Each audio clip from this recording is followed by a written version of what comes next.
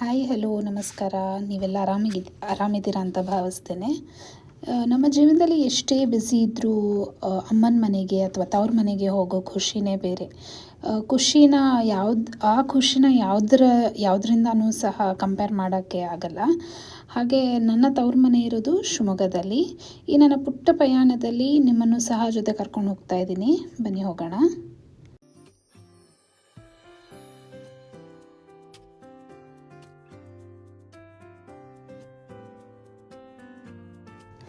ನಾವು ಪ್ರತಿ ಸಲ ಊರಿಗೆ ಹೋಗುವಾಗ ಯಾವಾಗೂ ಅಂದ್ಕೊಳ್ತಾ ಇದ್ವಿ ಹರಿಹರೇಶ್ವರ ಟೆಂಪಲ್ಗೆ ಹೋಗಬೇಕು, ಬಿಕಾಸ್ ಅದೇ ದಾರಿಯಲ್ಲೇ ಹೋಗ್ತಾ ಇದ್ವಿ. ಹಾಗಾಗಿ ಈ ದೇವಸ್ಥಾನ ಇರೋದು ತುಂಗಭದ್ರಾ ರಿವರ್ ಬ್ಯಾಂಕಲ್ಲಿ, and it is in the Davangere district, Harihar town. ಇದು ಹೊಯ್ಸಳ ಕಾಲದಲ್ಲಿ ಬಿಲ್ಡ್ ಆಗಿರೋ ದೇವಸ್ಥಾನ. ಇಲ್ಲಿರೋ ದೇವರು ಬಂದು ಹರಿಹರೇಶ್ವರ ದೇವರ ಸನ್ನಿಧಿ, and it is 275 kilometers from Bangalore and ರಫ್ಲಿ somewhere around 20 kilometers from Davanagere town. ಇದು ಸಹ ತುಂಬ ಓಲ್ಡ್ ಟೆಂಪಲ್.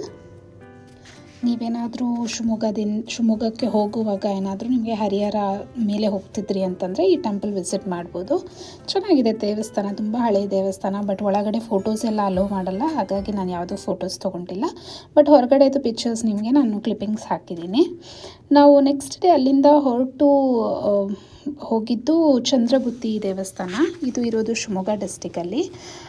ಈ ಟೆಂಪಲ್ ತುಂಬ ಫೇಮಸ್ ಅಂದರೆ ಒಂದೇ ಕಲ್ಲಲ್ಲಿ ಕೆತ್ತಿದ್ದಾರೆ ಅಂತ ಹೇಳ್ತಾರೆ. ಹಿಸ್ಟ್ರಿ ಹೇಳೋ ಪ್ರಕಾರ ಸವದತ್ತಿ ಯಲ್ಲಮ್ಮ ಗುಡ್ಡ ದೇವಿ ಇದ್ದಾಳಲ್ಲ, ರೇಣುಕಾಂಬ, ಅವರ ತಂಗಿ ಅಂತ ಹೇಳ್ತಾರೆ. ಇದು ಸಹ ನಾವು ಹೋಗೋಷ್ಟೊತ್ತಿಗೆ ದೇವಸ್ಥಾನ ಕ್ಲೋಸ್ ಆಗಿಬಿಟ್ಟಿತ್ತು, ಹಾಗಾಗಿ ನಂಗೆ ಫೋಟೋಸ್ ಹಾಕೋಕ್ಕಾಗಿಲ್ಲ. ಇಲ್ಲಿದೊಂದು ವಿಶೇಷತೆ ಏನು ಅಂದರೆ ಅಲ್ಲೊಂದು ಕಲ್ಲಿದೆ. ಆ ಕಲ್ಲು ನೀವೇನೇ ಅಂದ್ಕೊಂಡು ಆ ಕಲ್ಲನ್ನು ಲಿಫ್ಟ್ ಮಾಡಿದ್ರೆ ಅದು ಈಸಿಯಾಗಿ ಬರುತ್ತೆ ಅನ್ನೋ ಒಂದು ನಂಬಿಕೆ ಇದೆ. ನೀವು ಟ್ರೈ ಮಾಡ್ಬೋದು. ತುಂಬ ಚೆನ್ನಾಗಿದೆ ದೇವಸ್ಥಾನ. ಮೆಟ್ಲು ಹತ್ತಿ ಹೋಗಬೇಕು, and it is very old temple. Renukambe ದೇವತೆ ಈ ದೇವಸ್ಥಾನದಲ್ಲಿ ನೆಲೆಸಿರೋದು ಅಂತ ಪ್ರತೀತಿ ಇದೆ. ಸೊ ನಾವು ಈ ದೇವಸ್ಥಾನ ಮುಗಿಸ್ಕೊಂಡು ಹೊರಟಿದ್ದು ಮಲೆನಾಡಿನ ಕುಕ್ಕೆ ಅಂತಲೇ ಫೇಮಸ್ ಆಗಿರೋ ಶ್ರೀ ಕ್ಷೇತ್ರ ದಿಂಡಿನ ಬೈಲು ಅಂತ.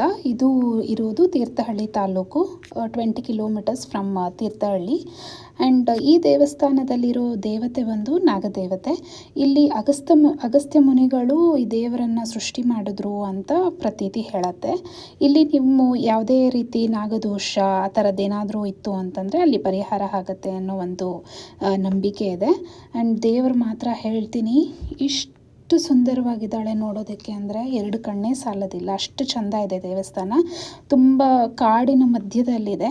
ಸೊ ನೀವೇನಾದರೂ ತೀರ್ಥಹಳ್ಳಿಗೆ ಹೋದರೆ ನೀವು ಈ ದೇವಸ್ಥಾನನ ನೋಡ್ಬೋದು. ನಾವು ಅಲ್ಲಿಂದ ಹೊರಟು ಬಂದಿದ್ದು ಕುಪ್ಪಳ್ಳಿಗೆ ಯಾಕೆ ಅಂತಂದರೆ ಕುವೆಂಪು ಅವರ ಮನೆ ನೋಡೋದಕ್ಕೆ. ಕುವೆಂಪು ಯಾರಪ್ಪ ಅಂತ ಯಾರೂ ಕೇಳಲ್ಲ, ಬಟ್ ಸ್ಟಿಲ್ ನಾನು ಹೇಳ್ತಿದ್ದೀನಿ. ಅವರು ರಾಷ್ಟ್ರಕವಿ ಕುವೆಂಪು. ಅವ್ರ ಮನೆ ಲೊಕೇಟ್ ಆಗಿರೋದು ತೀರ್ಥಹಳ್ಳಿ ತಾಲೂಕಲ್ಲಿ, ಕುಪ್ಪಳ್ಳಿ ಅನ್ನೋ ಒಂದು ಗ್ರಾಮದಲ್ಲಿ. ನೀವು ನೋಡ್ತಾ ಇರ್ಬೋದು, ಆ ಕಡೆ ಈ ಕಡೆ ಬರೀ ಹಚ್ಚ ಹಸಿರು ಕಾಣುತ್ತೆ.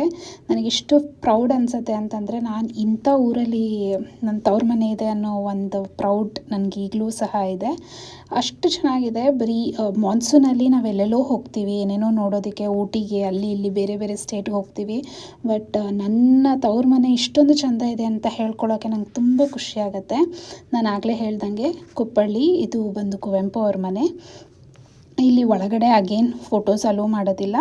ಇಲ್ಲಿ ಎಂಟ್ರೆನ್ಸ್ ಟಿಕೆಟ್ ಇರುತ್ತೆ, and it is not that expensive. 20 rupees ಏನೋ ಇದೆ ಅಷ್ಟೇ ಎಂಟ್ರೆನ್ಸ್ ಟಿಕೆಟು. ಸೊ ಅಲ್ಲಿ ಒಳಗಡೆ ಪ್ರತಿಯೊಂದನ್ನು ಸಹ ಅವ್ರದ್ದು ಫ್ಯಾಮಿಲಿ ಟ್ರೀ ಇದೆ, ನೀವು ನೋಡ್ಬೋದು. ಆಮೇಲೆ ಅವ್ರು ಯೂಸ್ ಮಾಡ್ತಿದ್ದಂತಹ ಅವ್ರಿಗೆ ಬಂದಿರೋ ಪ್ರಶಸ್ತಿಗಳನ್ನು ಎಲ್ಲನೂ ವೆರಿ ಪ್ರೀಷಿಯಸ್ಲಿ ದೇ ಹ್ಯಾವ್ ಪ್ರಿಸರ್ವ್ಡ್. ಅದು ಒಂದು ತುಂಬ ಚೆನ್ನಾಗಿದೆ. ಅದು ಒಂದು ಜಾಗ.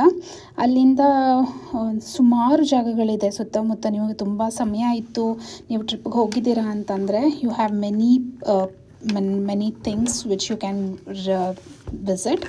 ಆ್ಯಂಡ್ ಈ ಕುಪ್ಪಳ್ಳಿಯಲ್ಲಿ ಅವರ ಮನೆಯಿಂದ ಒಂದು 200 meters ದೂರದಲ್ಲಿ ಅವರ ಕುತ್ಕೊಂಡು ಟೈಮ್ ಕಳೀತಾ ಇದ್ದಂತಹ ಜಾಗ ಇದೆ. ಅವ್ರ ಸಮಾಧಿ ಇದೆ. ತುಂಬ ಚೆನ್ನಾಗಿದೆ. ಈ ಸತಿ ನೀವೇನಾದರೂ ಶಿವಮೊಗ್ಗಕ್ಕೆ ಹೋದರೆ ಪ್ಲೀಸ್ ಡೂ ವಿಸಿಟ್. ಈ ವಿಡಿಯೋ ನಿಮಗೇನಾದರೂ ಇಷ್ಟ ಆದರೆ please like, share and subscribe. Thank you. ನಿಮ್ಮ ಸಪೋರ್ಟ್ ಹೀಗೆ ಇರಲಿ. ಬಾಯ್.